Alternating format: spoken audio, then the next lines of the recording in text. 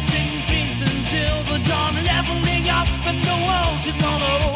With painted heroes shining bright, venturing onward in the endless night. Where the brawn meets the brush, the story's told in the storm imagination mode. With every stroke, the fantasy unfold, these are our soul. Where the brawn meets the brush, the story's told in the storm imagination mode. With every stroke, the fate to fight for, face of our souls, our soul.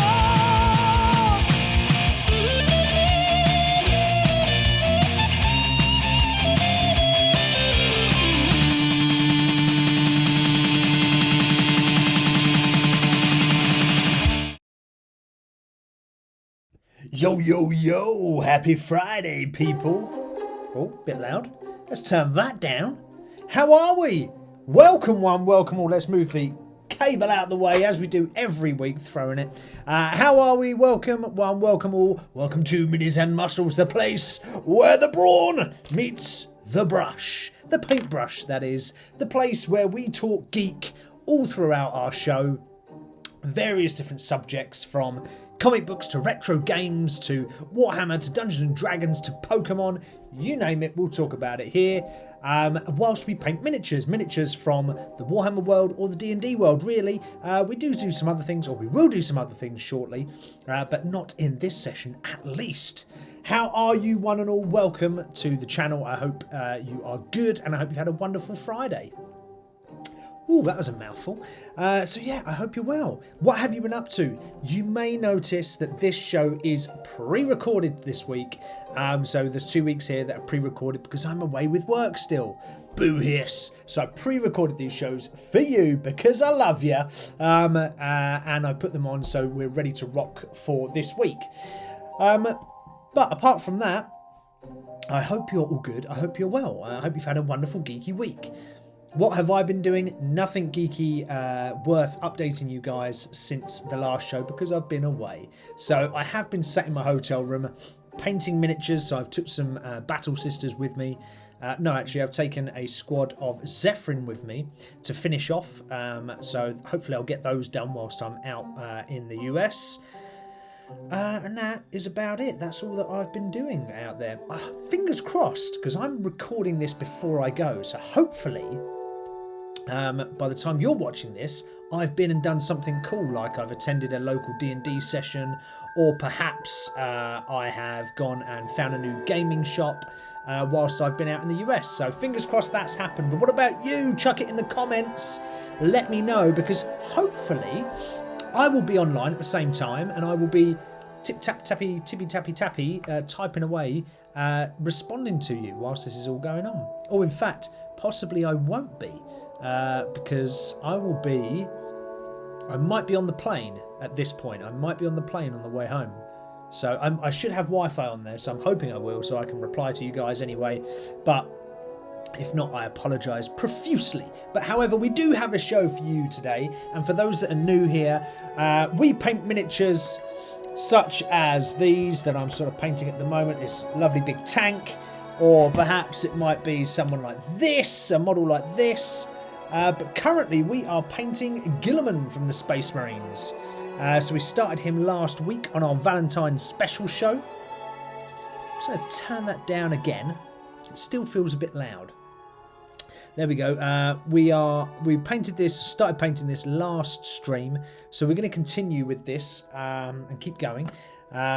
Doing all the trim on this because there's loads of gold trim to do, so we're going to try and get that done today. But we do have a normal show. It's called Guilliman and the Gaming Through the Ages. So today we are going to talk roughly for an hour today. These pre-records are only an hour long, purely because it's pre-recorded. It's not as engaging as usual. However, through this hour, we got 3 parts to the show. If you don't know, we have our general chat conversation. So our general chat conversation this week is Gaming Through the Ages. So talking of from the sort of 80s, really, where sort of computer gaming started to become something rather than, Pong, and then evolved all the way through the years. So we're going to talk about various different games throughout the years. Then we have our muscle moment. In our muscle moment, we are going to talk about fitness class workouts and how they can inspire you to get off your butt and do something fun. Okay, so to sort of help you on your fitness journey. So 5 good things to help you on that. And then lastly, for our hobby horror, we are going to talk about the forgotten brush. But we will cover more about that towards the end of the show. So there we are. That's what's happening today. As I said, hope you're good. I hope you've managed to do something geeky. Certainly something more geeky than what I have been doing. But nonetheless, let's crack on with our model and let's catch up to see where we are. So here is our boy Gilliman. This is exactly how we left him on the last show. We need to pick up that gold brush and start to paint. But I also wanted to paint these decals as well, because there's some decals up here that I thought on his shoulder that I really wanted to do. So I, excuse me whilst I grab my phone to find the picture I was using. No, okay. I'm going to have to type in the picture just so I get this right. Because there's some little bits along the shoulder pad here that I wanted to paint. And I wanted to make sure that I get the colours right. So quite often when I'm doing painting, I will grab a picture off the internet, just take a look at that and then start to paint off of that basis. So this is the picture I'm using. There we go. That's the picture we're using, and this is our boy so far. Alright, so I do want to cover off these, the ultramarine symbol and that sort of, what's it called? Name tag ribbon thing that's across his shoulder. Sorry, I can't remember that. But here we go. So for the ultramarine symbol, I'm going to use some Corax White is what I'm going to use for this. I prefer Corax White than the sort of white scar. I just find it normally flows better. A lot of white paint doesn't seem to flow particularly well, but it also doesn't look too bright, because sometimes I find whites can really look out of place where, you know, they're just too white. And that sounds silly, but that's what I find anyway.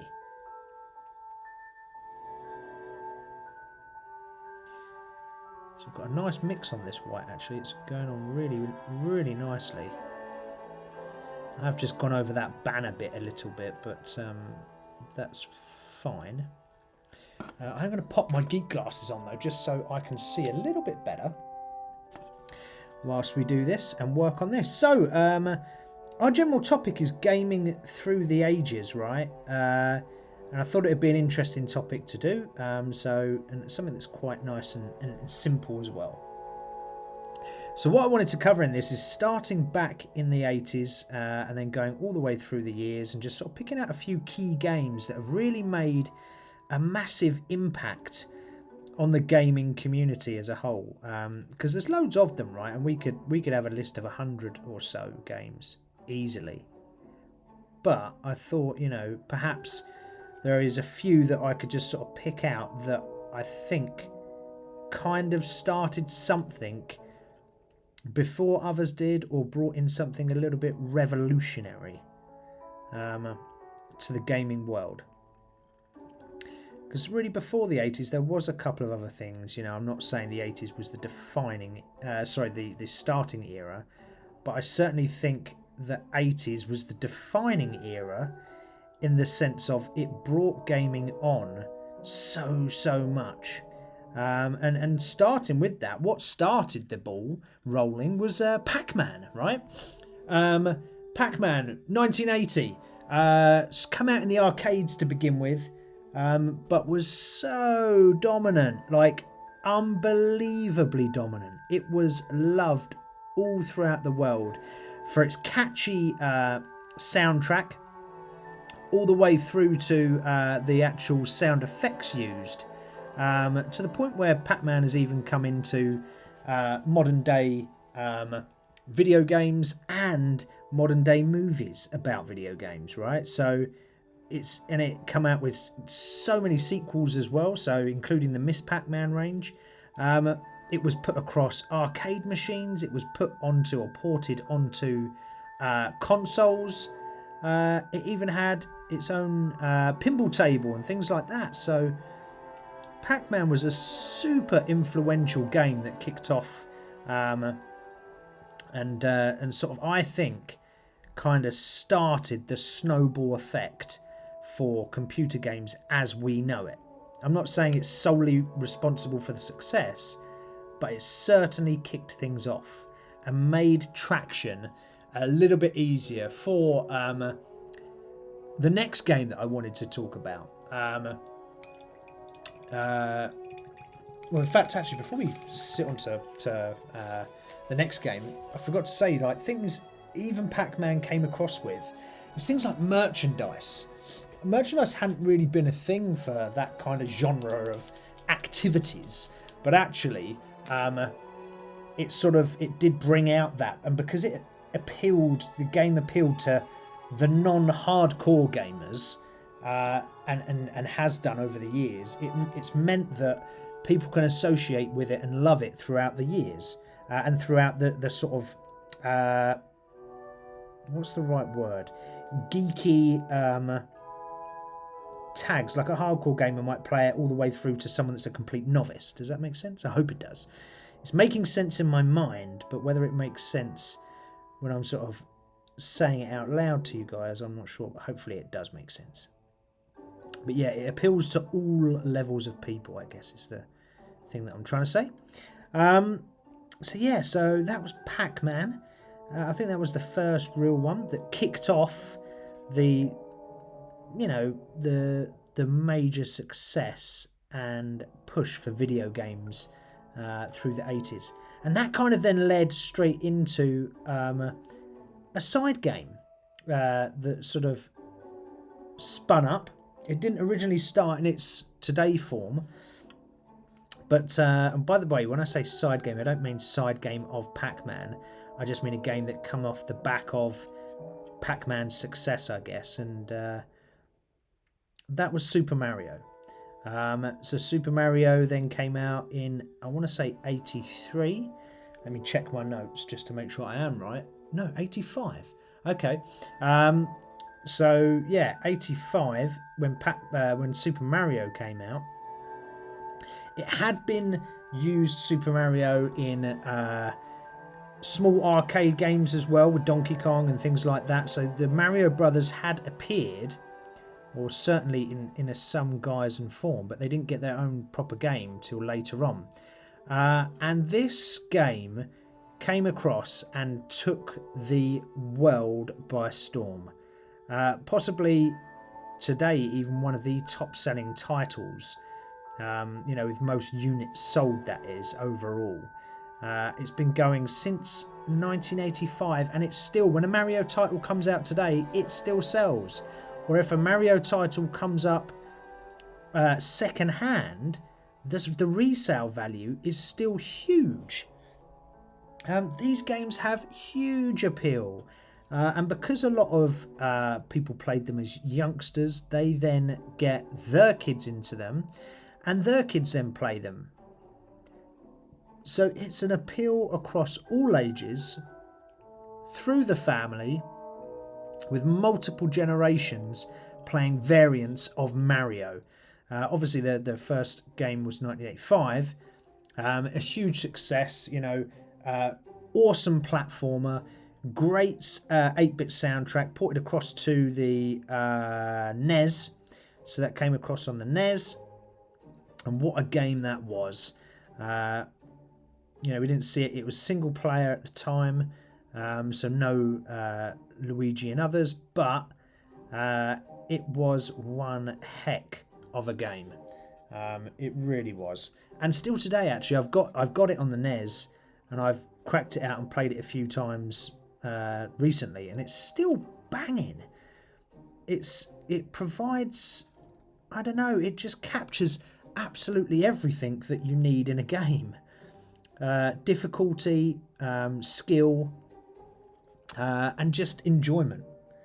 It really does. I mean, some of the later Marios, some of them are a bit hit and miss. So I wasn't a massive fan of Mario Brothers 2, which was actually Nintendo rushed it out because of the success of Mario 1. So they hijacked a Japanese game. It's got some, I can't remember the blooming name of it. It's got some really random name.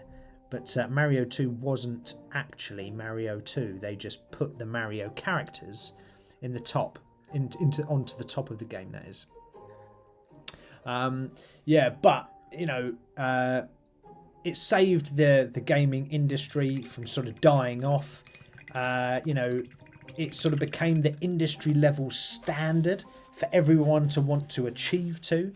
And even the level design sort of became a blueprint for gamers for years to come. So even modern games you've seen that operate just like Mario, which is ridiculous. There's a really great game that is called Broforce. Right, Broforce, really simple platformer game, but that operates just like Mario. Yeah, there are some more power-ups in that game and things like that, but the way it plays is very similar. You know, sort of a side-scrolling platformer with more mayhem, though, because it's a bit more modern. But, you know, these games are still basing themselves or taking the inspiration, I would have thought, from Mario. And like I say, Mario still sells today, even if he comes out with, you know, Mario Kart number 100 or whatever it is now. So yeah, super successful game. Very cool, and possibly one of my favourite all times. Do you guys have a favourite Mario? I think mine's probably Mario 3. But you know, I'd take any of them, to be fair. They're all very good. On the model right now, I just wanted to paint this eagle that's on Guilliman's left hand. I just wanted to paint it a slightly different metallic colour. Like everything on him is this gold, right? Which is fine. But I just wanted to give it a little bit of difference. So I've gone with a kind of more brassy colour, which looks pretty sick actually. Quite happy with that so far of how this is going together.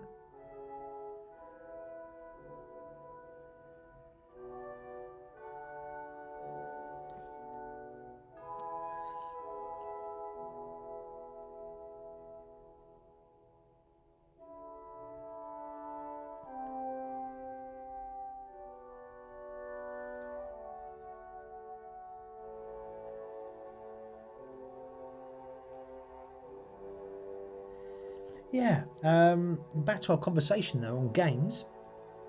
Sorry, I had a bit of a brain fart moment there when my sort of brain just stopped in the middle of sort of conversation with you guys. I do apologise.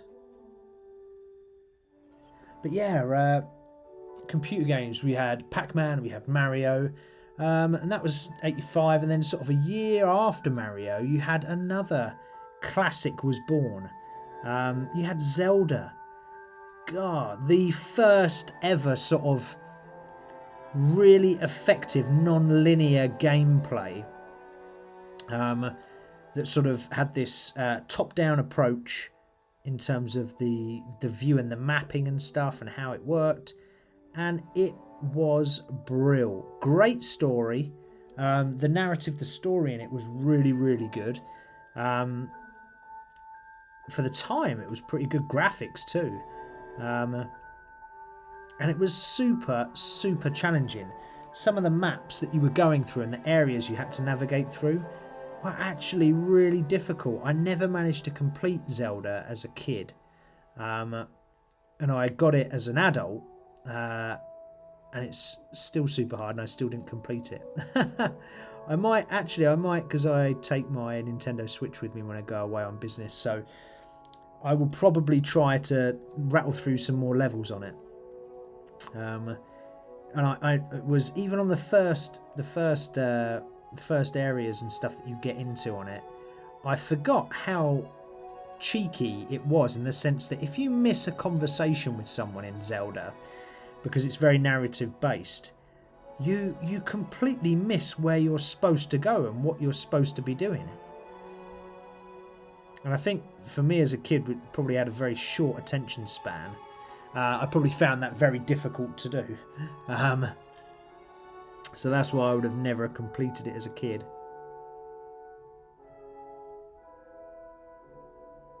I mean, come on guys, you know me by now. I have a short attention span painting models, let alone trying to hammer through hours of gameplay of Zelda. But I did love it, so it's super cool. And I'm going to try and do a few levels whilst I'm away. I think that is what I'm going to do. But yeah, the open exploration of Zelda was super cool as well. Something that I'd not seen before then. And you know, it's sort of... then from the rest of the Zeldas that came after the Orig, that open exploration just continued and expanded to become something even better and bolder and bigger. So it never really ceased to amaze me how deep it got with that exploration, that open world exploration, where you know you might be walking around the first the first loaded map that you get, and you're walking around and trying to find the way out of the village or whatever, and you just can't find your way out. I just thought it was brilliant. I really liked Zelda. Save system as well, great save system on it. So I think it's the first of its kind of that type of save, or save functionality anyway. So that was cool in itself, and it was sort of, I would say, one of the first sort of. No, lost my point. But never mind. It was awesome. Zelda. Zelda number 1, that is. And then the others actually to follow were pretty good. There was 1 or 2 weaker titles, but to be fair to the brand, it's been pretty impressive the entire way through. You know, sort of really notable ones that have come out, like Ocarina of Time, or even Zelda 2 actually. Zelda 2 was really good. But yeah, so many to choose from. So many to choose from, and all bloody brilliant. Yes, that was 1986. So, you know, we're sort of still in the 80s at this point. But it wasn't, I don't think, and I mean, you guys might correct me when I put this video out and say, actually, you're completely wrong, Steve, but I don't think there was anything super, like, well, there were a few great games, don't get me wrong, but there was nothing really groundbreaking. Like Pac-Man, Mario, Zelda were all groundbreaking in their own time and space. I don't think there was anything as groundbreaking as those until about 1993, when Doom came out. Doom, the first-person shooter Doom. When that came out, that was absolutely incredible. That was something else. I couldn't believe what I was seeing when I loaded Doom up on the PC for the first ever time. That was an insane game. So good. Like, the graphics for starters were insane. Yeah, they're not 8-bit, so okay, so you have a different system that it's running on. It's running on PC and not a console. But it kind of revolutionised first-person shooting as we know it today, actually. And I'd go as far to say that, you know, it's influenced all modern titles and how they operate and run.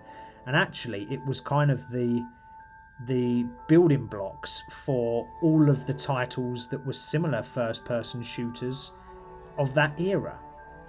So of the 90s, you know, with other different first-person shooters that came out, whether it be Duke Nukem or whatever, I think they took huge amounts of inspiration from Doom, because it, you know, the way it was made, the engine it used, the sound files, the sort of complexities of the maps, and how you interacted with the world. They all sort of took an inspiration from Doom, I believe. Could be wrong, and I'm here to be proved wrong. So please do tell me if you think I'm wrong. But I think Doom was an insane game. So good. It popularised first-person shooters. They certainly became more of a thing. Like, they were about and there were attempts at it, but nothing like Doom at all. And this sort of brought, I would say, again, a bit like Mario kind of brings so many people to playing a platformer. Doom did the same for first-person shooters. So it had a similar effect with the first-person shooter world, bringing a game to others, and you can still play it now, and there's people that still do play it. You can still buy Doom on, and not just, I'm not talking about the modern version of Doom, sorry, I'm talking about the OG Doom. People still play that and enjoy it. It's, how often do you find games like the first four that I've mentioned? Crikey, what's his name? Legend of Zelda, Super Mario's, Doom and Pac-Man, they're all still played by people in their original format, as in how they first came out. Like, I don't think there's that many games that you find where people are still playing, and certainly not modern titles, where they still play the original. Is there? Or is there an example that I'm massively missing here? But I don't think so. Trying to think of a version. I mean, even if you think of, like, Doom is available on platforms like the Switch. Switch has all the retro games on it as well for Super Mario, so the kids can still play the original Super Mario if they want to. That is, So there's so many possibilities to still keep these games going, which I think is also a cool part to it. It became a sort of part of modern culture, that is Doom anyway, and I think it is still true to this day. Just getting rid of that bit. And then what it also did was start to bring out LAN parties, right? So LAN, the local area networks where people would rig multiple PCs up together and all play together, it kind of started that craze as well, I think. I don't think there was a massive LAN party culture before then. There was after, with things like Duke Nukem, Halo, all of that. But I think I'm going to be bold here and say that I think it might have been the one that started all of that. But it was epic nonetheless. And I can still remember, and if you ever played Doom, the original that is, you remember the little guy, your character's face appears in, I think it's the bottom left of the screen, right? So it shows his health. The less health he has, the more injured he looks, right? I can still remember now how that guy looks in my head. I can picture exactly how he looks, which is hilarious. It really did imprint itself on me as a kid, that's for sure.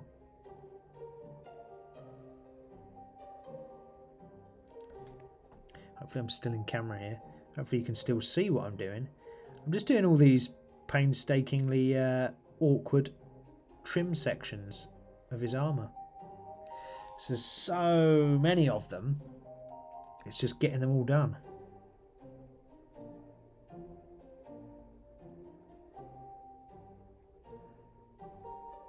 There we go.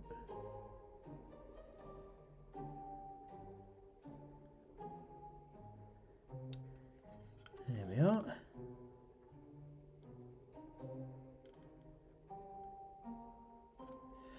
Right, this is going to need some tidying after I get the basics of all of the what's it called down, all the trim down. So it is going to need some tidying, but that's okay. We can go back and tidy and clean up some of the lines once the basics are done. You've got to get the basics in there first.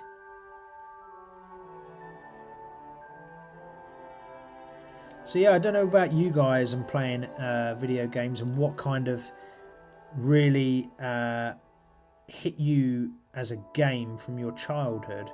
that really started it all off for you. But if there is a game that started it off, maybe it's one of the games that I've mentioned already. Maybe it's Doom. Maybe it's Super Mario. Maybe it is Zelda. I don't know. But, you know, I think you'd find it hard to beat those 4 games in terms of popularity, revenue of the game itself, and how many sales it made. You know, those 4 games. Whew, I dread to think the amount of titles that were sold, like how many people bought them. And still do, actually. So yeah, it must be a mental number. Absolutely mental. But yeah. If only I was the man that designed Doom. I think there's a story behind that, actually. I think for some reason in my head, something is saying to me, I watched a TV series, I think it might have been on Netflix perhaps, maybe a year ago or so, maybe more, and it was around gaming and the sort of creators of these games and what happened to them and how they sort of come up with the ideas and how they built the game. And I think Doom might have been part of that series.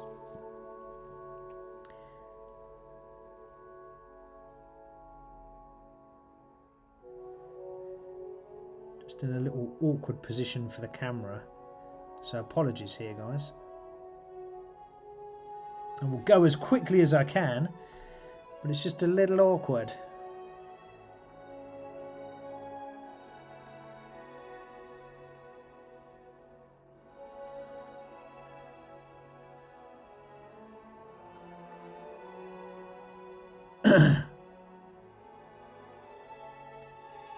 Yeah, this has not been so far a particularly difficult model to paint. I would say it's painstaking in the sense of time it takes because of the trim.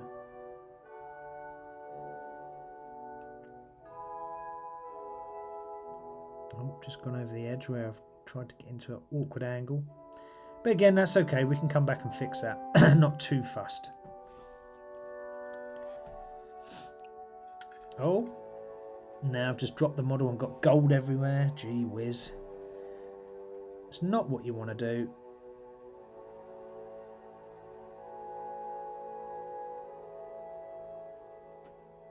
There we are.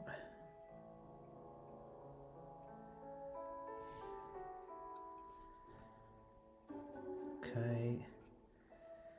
That all looks good. That looks good. That looks good. Oh, there's a little bit in there. Is that all gold as well? Yeah, it's going to be gold.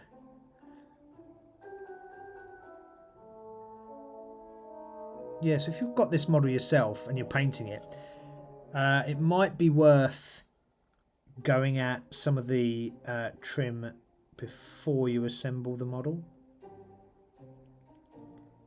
And when you do sort of pre-painting like that, it doesn't mean that you have to get it spot on and perfect either. But just by doing the basics, like this, just a quick trim coat with this gold would really, actually, it would probably pay dividends to do it before the model is assembled. Just because there are some tight bits here with the trying to get the brush into these little areas.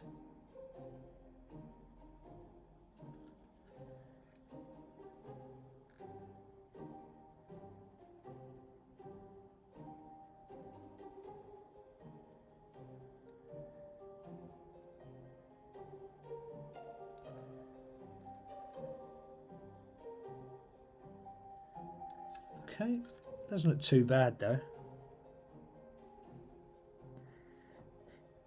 It's looking all right. Well, I certainly hope, because I said to you the other week that I fielded Guilliman on as part of my army, my Ultramarines army that I played, well, it would be now 2 weeks ago, against a buddy. He was like, "How have you not painted him? He's such a cool model. Why isn't he painted? He's just blue, blah, blah, blah." And he gave me some grief for fielding a non-painted Guilliman. I was like, yeah, but there's so many details to do. So I hadn't quite attempted it at that point. But hopefully now I will be able to field Gilliman with pride and be happy that he's all painted and looks good.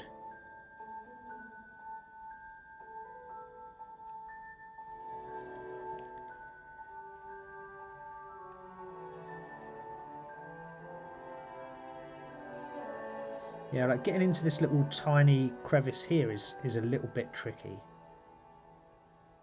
So there are just some little bits that you just need to pay a little bit more attention to, and just if you've assembled it like I have, just be aware there might be some parts that you will need to come back to just to tidy up, because it's exceptionally difficult sometimes to get the brush into the right correct position, correct place to get the model finished, the trim finished.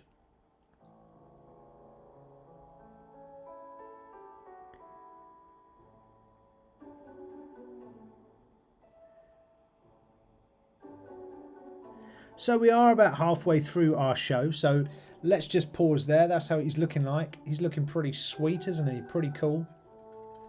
Not bad. Let's change our camera across to the front view. Let's take off the geek glasses because we're halfway through already. These short pre-records really do like rattle me because all of a sudden you find yourself in the next section. I've still got loads of games to talk about, so we might have to hurry through for the next part. But anyway, as always, I wanted to take 5 minutes to talk about fitness. We wouldn't be the place where the brawn meets the brush if we didn't talk about fitness for 5 minutes. And that's all we do here on Minis-N-Muscles. Just a couple of like little sort of inspirational things that you could do and you could employ in terms of how you're going about your fitness journey. And today is no different. We've got 5 points, 5 structured groups that you could join that could help push you along on your fitness journey. Now, the reason I chose this is because when I sort of left the military and I didn't have regular PT that I was doing and all the rest of it, I needed to find something that would help me get into the mood of fitness again. Something that I could, join a great group, enjoy other people's company, have someone tell me what to do because I didn't want to have to tell myself. I just wanted to turn up and do. And I just wanted that sort of accountability because there's structured set lessons out throughout the week, right? So fitness classes fit this perfectly. If you need a little bit of inspiration, then try a fitness class. They're really, really good. So first fitness class that I will mention, and by the way, apologies because this probably will be very US and UK centric. So for my viewers that are in Denmark, in Australia, Germany, places like that, apologies. I can only do where I've been and done fitness classes, so it's going to be that kind of focus. But you'll get a similar vibe, I'm sure. The first one is international, across loads of different countries, and that's Barry's Boot Camp. So, Barry's Boot Camp, it's not a military boot camp, okay? So don't think it is. It is a high-intensity treadmill and floor workout session. It's an hour, 45 minutes to an hour long, roughly. Dependent on the class you attend. Some are slightly shorter, some are slightly longer. Excuse me. But it is awesome. And when I say high intensity, as long as you are that kind of person that can push themselves, you will find this the hardest workout you've possibly ever done. Okay, I've done them. I've done loads of different fitness challenges and sessions in my life. Barry's Boot Camp are some of the hardest sessions I've ever done. I come out of those looking like an absolute mess. So the way it's structured, you've got treadmills and you've got a floor workout. And the instructor will take the group from the floor to the treadmill to the floor, and swap you over. You might do half hour on one, half hour on the other only, or you might do 5 minutes, or you might do 15, and alternate it like that. But they are absolutely awesome. What's really cool about them is it's a dark room with red light. So it's a dark room with red light. Sounds a bit sus, right? But it's not. It kind of gives you that nightclubby kind of feel, so that party kind of feel. You get pumping music that really gets you going. But I find that the the darkroom element sort of allows you just to focus on you, allows you to center on yourself, focus on you, and not care about what everyone else is doing, and just absolutely hammer it and go for it. So Barry's Bootcamp, awesome workout. It is good for both toning and both fat loss as well. Works on both measures. I wouldn't say it excels at either, but it's really good. It is good for both. Next one, number 2 is Soul Cycle. Soul Cycle is rhythm-based cycling. So it's static cycles in a classroom where you sit on a spin bike and you have an instructor in front of you. They play cool music and they get you to work at different cadences, which is the speed that you're turning the pedals, and different effort levels. So you turn up the intensity of the resistance of the bike. These again are super fun. I've not found any in the UK. I don't think there's any in the UK. They are in the US, but they're super motivational. Classes are really fun. There's often sort of, shouting and cheering each other on, and little challenges, and you have like a leaderboard for the power that you're outputting. So I find them really, really cool. They've got great music, they've got great motivation, and it's awesome for cardio. Yes, you do get some strength in your legs, but a general cardio workout, burning those lungs, is an absolute blessing. So it's a really good classroom-based workout. Number 3 is Les Mills Body Pump. So Les Mills is a UK-based, I don't know if they have it in the US, they might do, but it's a UK-based exercise group. They have lots of different variants of Les Mills classes. This one is called Body Pump. This is the one that I got into after sort of stopping doing a lot of cardio work and going towards weights work. So I wanted to start building a little bit more muscle, so I started attending body pump classes. You get a barbell and you get a load of little weights that you put on the end, and you can interchange them as you're going through. There's a really cool rhythmic soundtrack, so it's up and down to the beat of the music, so it's really, really good. It's a community, I found, like a community-driven kind of focus. So you see the same faces there all the time, so the instructor starts to know you and he'll call out your name and things like that. Very, very cool. It is a little bit competitive because you've got other people putting on and loading up the bars, so you get that sort of competitive edge where you want to push yourself and you push for intensity. But the really good thing about this is it builds strength. Okay, if you don't really know much about weights, it's a great way to get into learning about weights. So that is Les Mills Body Pump. Next one, number 4, is CrossFit classes. So again, CrossFit classes are sort of functional fitness, I would call it, community-driven functional fitness, where you've got a load of you all in the same area. It doesn't necessarily have to involve weights, it doesn't necessarily have to involve body exercise, but it could be a mixture of lots of different things. It could be tire flipping, it could be climbing a rope, but there's loads and loads of different exercises. There's a good sort of group feel about it, plenty of variance in exercises. What it is nice at is that a lot of CrossFit exercises you can do at home. Like, you could get yourself a tire and flip the tire in your garden. You can just do press-ups. You can just do sit-up, whatever it is. It might not just be those exercises, but you can do it all at home. So it's quite nice that it can inspire you to bring the workout, not just in the class when you're with your friends, but at home as well. But that is great for strength and conditioning. And then lastly on my list, number 5, is military fitness type classes. I did, when I left the military, teach military fitness classes for a little bit. That was quite a cool job. I enjoyed it very much. Hugely. So the idea of these military fitness classes, by the way, is operated by, and hopefully by, should be by ex-military physical training instructors. So you as a civilian can get the idea of what it's like in a very sort of simplistic format of how a military fitness class would be taken. You get spoken to in a similar way without the sort of negativity or rudeness that you might find in the military. And you get to go through those exercises out in the open. So it's good to be outside. So it's always outdoors. So that's really good. It's a combination of cardiovascular and strength exercises. Majority of it is non-equipment based, so it's all body weight exercises. using your partner for resistance, things like that. So they're really, really good. There's loads of competition in it. So competition between I'll use to split the class into two sides and have the two sides working against each other, you know, for reward or for punishment type thing. You know, so really cool, an outdoor type class, as long as you don't mind getting a bit dirty sometimes. So there are my 5 points, my 5 classes that you might want to try out in the future to push you on your motivational fitness journey. Now back to the model. Let's get our geek glasses on. So chatted for long enough about fitness. So here we go. So what we're going to do, so let's take this colour and let's continue doing the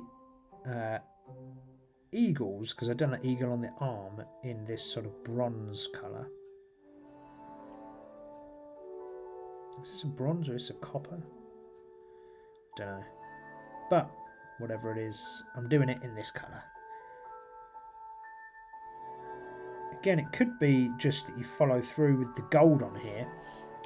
But I think, you know, the gold's cool, but you don't want too much of it. Like, it could get a bit too much.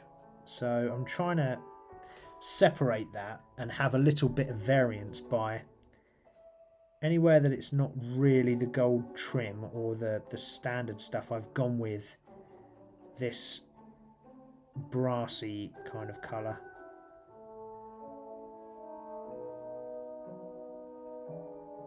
Because a model as well, when you're painting a model, you want to have a couple of, like, 2 primary colours perhaps, and then you want another sort of 2 or 3 detail colours. And the reason for this is my method anyway, right? So I mean, don't have to listen to me here, but this is what I go for. So in this model, you've got primary colours being gold and blue, right? So they're your 2 primary colours. Then you've got a few secondaries. So we've got this bronze colour that we've got. We're going to have the white up here as well, and this sort of off-white for any of the script that's on there. We're going to have some silver, and that is probably going to be about it. But the reason why... Oh, and the flame, obviously, for the sword. But the reason why you have these slight different colours, just looking at the model now, right? Let's just tilt it that way. You can see the different colour of the eagle up here to the gold, right? You can see the different colour, and it just draws the eye nicely. So it's a real nice way to just pull the eye in. When we get this little purity seal done, that will also draw your eye towards it. It just breaks the model up. It makes it look a little bit more interesting. So always try that when you've got your model. Try to have, you know, your 2 kind of primary colours that you're working with, and then employ a couple of secondary colours as the eye pullers.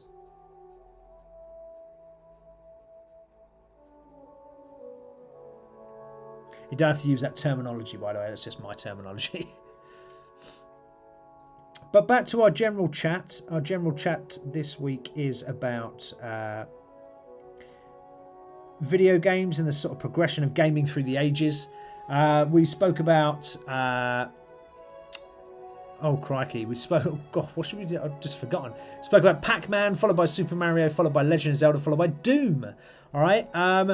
So I thought they were the first sort of 3... of the biggest sort of legend games that came out that really had a big impact some way on the gaming world. The next one that I thought had a strong impact on the gaming world was Final Fantasy VII. Right, I don't think anybody can argue here how this brought on gaming. There was a couple of really big sort of things here. It was cinematic storytelling at its finest, for its age that is, but certainly at its finest for when it came out. It brought in the first time, I think, I'm pretty sure, sort of full motion video cutscenes. So you had these sort of full motion video cutscenes. The graphics were amazing. Again, for the time, if you look back at it, it doesn't look as good as what you may remember it to be. but for the time it was insane graphics. The storyline was really, really deep.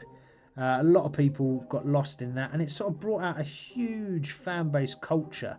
And even today, people dress up as the characters from Final Fantasy VII, things like Comic Cons and things like that. So even today, that game is still super, super, super popular. Oh, yeah, very emotional on its narratives. So it sort of drew people in that way. But it was a super cool game. I really liked it. And I have recently played it as well. Went back and played the first few hours of it just for fun. Paintbrush is a bit too wet there. Yeah, so I went back and played a few hours just for a bit of fun. And that was good. That was a good vibe.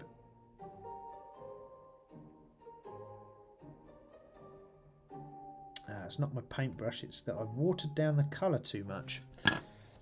So when you water down the colour a bit too much, it goes a bit too thin and it doesn't really work. So this is where you just might need to add a little dollop of paint back into your wet palette just to make sure you get the thickness of the paint back to where you need to be.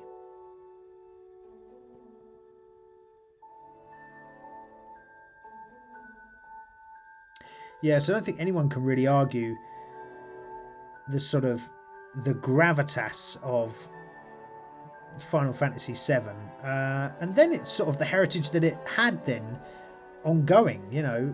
So the subsequent sequels that came out and the sort of cult following that got behind it before then, yeah, it was pretty big in Japan, but not like it was after 7.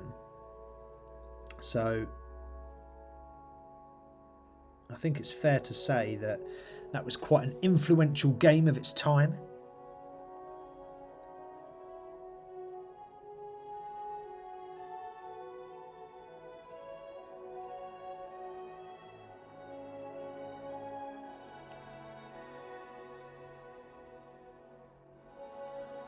Sorry, whilst I concentrate on this model in certain places, forgetting where I'm going there. Hey, we talked earlier about Doom, right? And Doom being a sort of a LAN party starter. Well, what about the LAN party king? Anyone got what I was going to talk about? What game? What was the king of the LAN party computer games? Well, of course, it was Halo. Halo was a crazy popular shooter. So dual stick shooter that sort of actually brought the sort of modern standards of dual stick shooting to the front of the gaming world. Was super popular on LAN, so people were playing this all over the world in a variety of different ways with all their buddies across the LAN.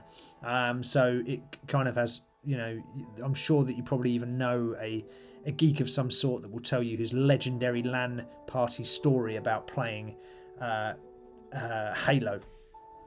So yeah, it was super popular. To the point I don't think it can be denied that that was the LAN party king. So I think this one for me was quite influential just because of some of the novel parts of the game that it brought. So bringing in dual stick shooting. So before you not really used both sticks on a controller, and actually to be fair, this was the sort of first time it was really used properly for a shooter game. And it revolutionised that, and everyone then sort of set their standards on it off of it as well.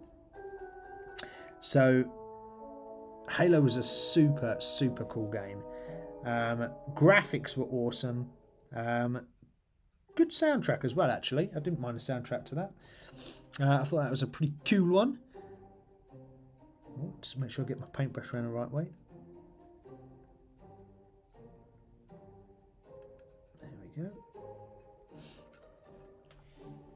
Yeah, so Halo was a super cool game. Very much liked that. Next up on my list of games, I'm going to try and get through these so we can finish and I can get all 10 of them done that I wanted to talk about, was World of Warcraft. Right, I'm currently playing World of Warcraft right now, the classic version that I played 20 odd years ago. This brought together social gaming at scale. I think at the time it was the highest number of people playing the game ever, with the amount of subscribers that were subscribing to World of Warcraft. I think it probably held the record for most amount of players online at once at some point. I don't think it holds it now, but it certainly did. And the point is, even after 20 odd years, it's still available, and people still play it. I mean, okay, so I'm playing it, but I'm not the only one.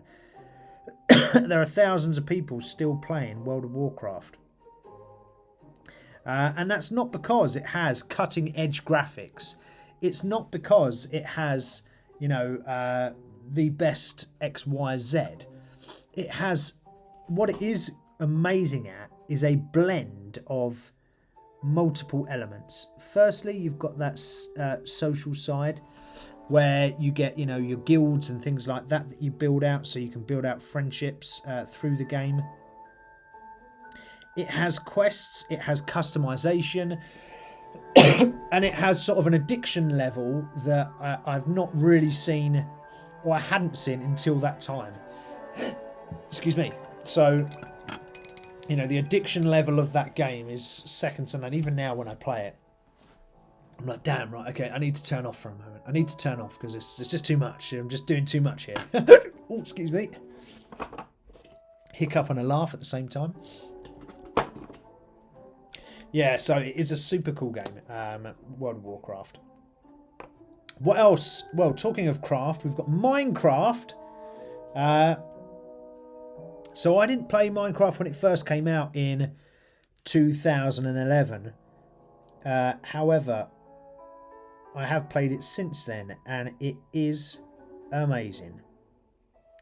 So there's a couple of ways you can play it, which I like. You can play the sort of combative element where you're sort of against the computer, and then you've got the other side of it, which is that sort of world building kind of chill side where you can just kind of just walk around and do what you want and just build stuff and build and mine and just create really awesome worlds. And I even used Minecraft once to create a complete Dungeons and Dragons session for my players. So they went into a labyrinth, and I booted up the computer and I pre-built a labyrinth in Minecraft for them to walk around. And they then had to say, right, okay, go left here, go right there, blah, blah, blah. And they found either enemies or they found secrets or whatever it was. And I used that for an entire game of Dungeons and Dragons, and it was epic. But social, it's a sort of sandbox creativity, or the first biggest one, really. Not that sandbox creation wasn't around, but I think that was the sort of one that took the world by storm. It's generated YouTube gamers. So it was the rise of the YouTube gamers around Minecraft and people sort of tuning in to watch Minecraft. And it sort of just scaled unbelievably. And even now, it's still going. It's still a good game, and people still enjoy it. So there's a lot to offer with that game. Lots of upgrades, keeping updates, keeping it in line with what's going on. So it has had it did actually have a Dungeons and Dragons pack. It's had other various add-on packs that are sort of more centric to other games or other things that are of big interest right now. So it's keeping up with what's going on around it, but still keeping its core values at heart. There's been a couple of spin-offs of it that have been pretty good. So they've been enjoyable as well. Like I say, the Dungeons and Dragons one, for example. So it's a slightly different type of gameplay. It's not just that sandbox creativity, but it's that more role-playing game based, but in a Minecraft world. So it's had that as well. So there's been some real good additions across the Minecraft family. Huge merch as well. Obviously, it's had the film with Jack Black. I love Jack Black. I think he's amazing. So it's had that came out. God, could you imagine if Jack Black watched this channel, eh? That would be super cool. But yeah, it's had Jack Black movie. It's been really popular with the song. So it's sort of just expanded and become crazy big. And then the last two that I've got. First one came out in 2011 was Skyrim. Open world immersion, like big time Overload. There are other games that have done it as well, I know. But I think this one probably encapsulates it the best. So freedom of build choice, modding opportunities and the community around modding, and that sort of philosophy of you can go anywhere and do anything you want. So I think Skyrim was probably the start for that and really kicked it off. And then lastly, Elden Ring. So Skyrim and Elden Ring in 2022. So this sort of brings a far more modern feel to that open world fusion between difficulty challenging but sort of fair design in it. It's exploration without hand holding, so you can get around the map and you don't need an NPC that guides you around at every step to open it up more. And it's community driven as well, which I really like. So those are my games. I will quickly switch across to the last section of the show before we run out of time, and that is our hobby horror moment. And this week it's called The Forgotten Brush. And what is The Forgotten Brush, I hear you cry? Well, The Forgotten Brush is all about me finishing late night painting. I do quite often do some late night painting, and me sort of finishing up, wrapping up and finishing whatever I'm doing. And I can't remember what model I was actually painting now, but I do remember sort of tidying up, making sure I'm quite sort of avid at tidying up and making sure I'm all good and I've been a good boy and I've tidied up properly, and I tidy all my stuff away, and then I go out, lock up my studio and head to bed. Well, I went away that weekend and sorry, I'm just licking my paintbrush.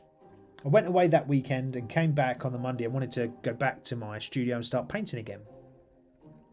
So I went into my studio, got my stuff out and sort of looked at setting it all up and realised that the paintbrush, my favourite paintbrush that I was using at the time, was absolutely rock solid with paint. It was stiff as a steel pole.